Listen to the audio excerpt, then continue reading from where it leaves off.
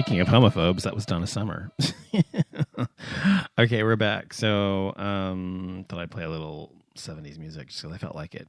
So, there's like 17 shows that there's a list of here that are good shows to watch this winter. Starting now, that are coming out or have come on already. And there's several that I'm interested in and some I'm already watching, so I thought I would list them real quick for you.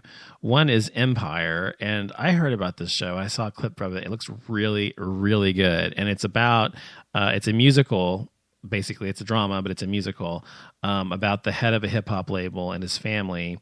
And his son is closeted and is gay and is trying to be an up-and-coming like rapper or hip-hop guy or whatever. And his dad's like a total huge anti-gay homophobe CEO of what they call Empire Entertainment. And his wife, what's her name? Taji Henson or something like that. I can't remember her name. Taraji P. Henson, that's her name. She's his wife who just got out of jail after 17 years. And she is a bitch on wheels coming back. She's saying, bitch, I'm running this place. I've been served 17 years for you. You're going to not take my money and take my company too? I don't think so. She comes in there like a boss and tells him what's going to happen. It was just really good. I mean, I only saw the clip, but it looks really good. Anyway, so like I said, there's a gay character on there, Jamal, who's like I said, talented. He's trying to prove himself to his dad, and he's in a relationship, and his dad doesn't know. And by the way, his boyfriend, hot. Anyway, so that's Empire. Then there's one called Agent Carter, and this is about it's based on Marvel comic, and it first was called Black Widow, and the character was called Black Widow in Iron Man 2. Anyway, it's set in the 1940s after World War II, and where women were kind of second-class citizens, and so it kind of makes her kind of a heroine because she's kind of a kick-ass, bitch, and she kind of, takes names. So I like that. Also, I've talked about this show several times on the show. Looking, the second season of Looking is on now. Started back last week. I think it's really good, worth a look. I think it's a really good show, and people need to give it a chance. Also, Gallivant, a musical comedy. It features some gay characters as well. Girls, I've tried to watch that show, Girls. I really did, because people just love the show. I just could not get into it. I have not been able to get into the show at all. I think, it's just like, geez, I cannot get into it.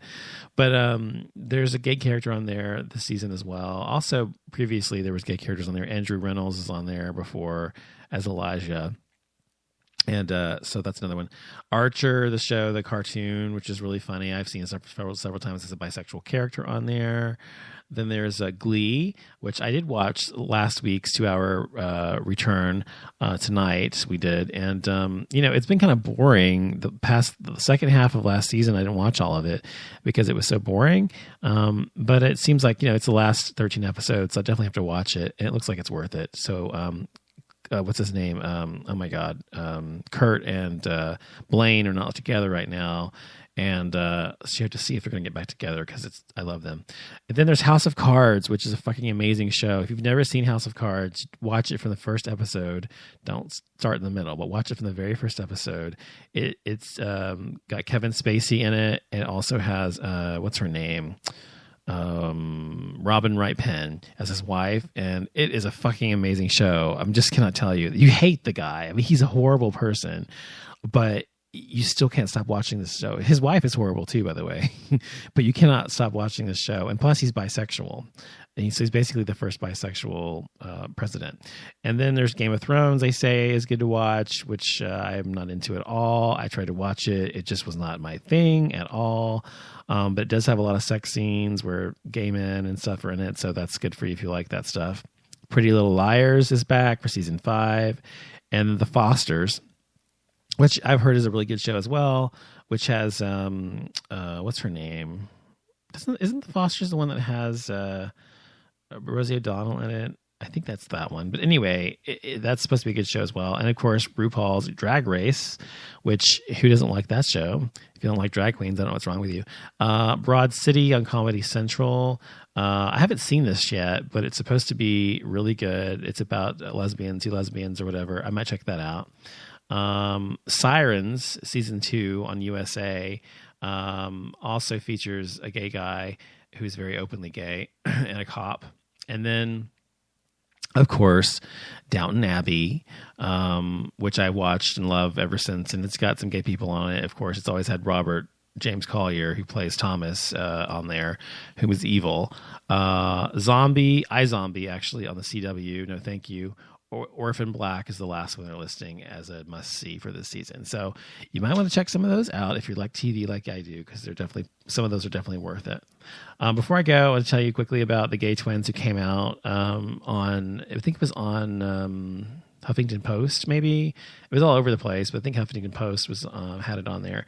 But definitely watch the video. It's pretty touching.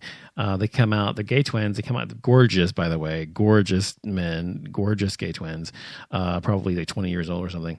They come out to their dad over the phone, and his response was pretty good and very, accepting or whatever. So that's good. I love those kind of videos. Justin Bieber, whom I cannot stand. And I've always called him a she because he looks like a lesbian. I've always said he looks like a lesbian. Well, apparently, this yesterday or this week or whatever, this weekend or something, he was with his entourage, and there's I can't remember what restaurant it was, like an Arby's or something like that. And apparently, he eats there every day or several times a week, and they always sit in the corner of this booth, the same booth. And so they came in, and the Log Cabin Republicans, if you don't know who they are, by the way, they're the gay Republicans. Yeah, I mean, it makes no sense at all to me. It's like it makes no sense to me at all. But anyway, they were meeting there, having a meeting, just minding their business as they were supposed to. And they had a meeting in the corner there in his booth. And so he comes in with his entourage, and he's all pissed off because they're sitting in his space.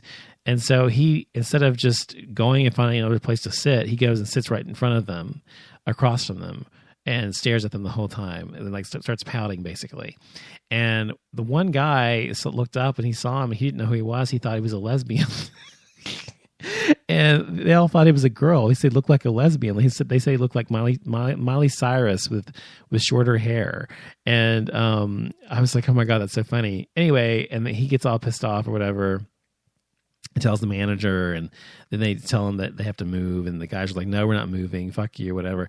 So anyway, I cannot stand that guy. He's such a fucking douchebag. Justin Bieber, I don't even see what people see in him. I've never thought he was attractive. I've never thought he was that talented. I've never thought he was just anything. He's just a loser. Anyway, I don't like him.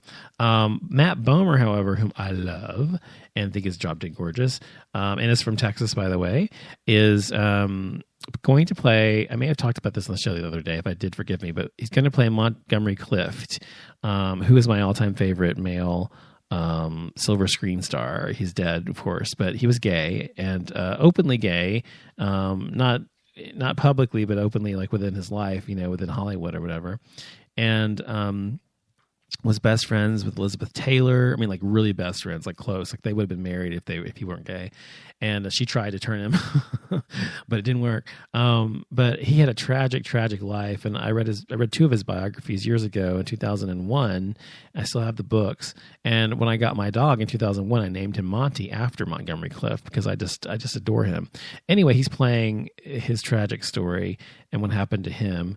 So if you get to see the movie Monty, definitely check it out. And the last thing is, before I go, is I wanted to tell you real quick that the United States Department of Health and Human Services, which is called HHS, does have protections for individuals who have health care. And I wanted to tell you real quick what those four things are. So if you do not have health care, first of all, be sure you can get health care through the Obama Exchange up till the 15th, which is today, was your last day to do it, by the way. Sorry, I should have done this show earlier. But you can always get it through there, regardless of any pre-existing condition or whatever. And but also it says, I'll just read it to you real quick. The Affordable Care Act prevents health insurance companies from raising rates or denying coverage because of a pre-existing condition like HIV, AIDS, cancer, or mental health concerns, or because they happen to be LGBT. Thanks to the Affordable Care Act, insurance companies can no longer impose a lifetime limit on coverage. This is particularly important to HIV, AIDS patients, cancer, and anyone who has a chronic condition. The landmark civil rights provision, Section 1557 of the Affordable Care Act, also prohibits discrimination against individuals based on sex, which includes discrimination based on sex stereotyping and gender identity. While implementing regulations are being drafted, they are accepting complaints and enforcing that law. And the last one is insurance companies are prohibited from discriminating against individuals on the basis of sexual orientation or gender identity, including against same-sex spouses with respect to an offer of spousal coverage. So what that means, this started January 1st of this year. That means as of now, if you're married and you're gay, gay male, gay female, whatever, and your husband or your wife has health coverage, then it has to also be offered to the spouse of that person who's working at the company.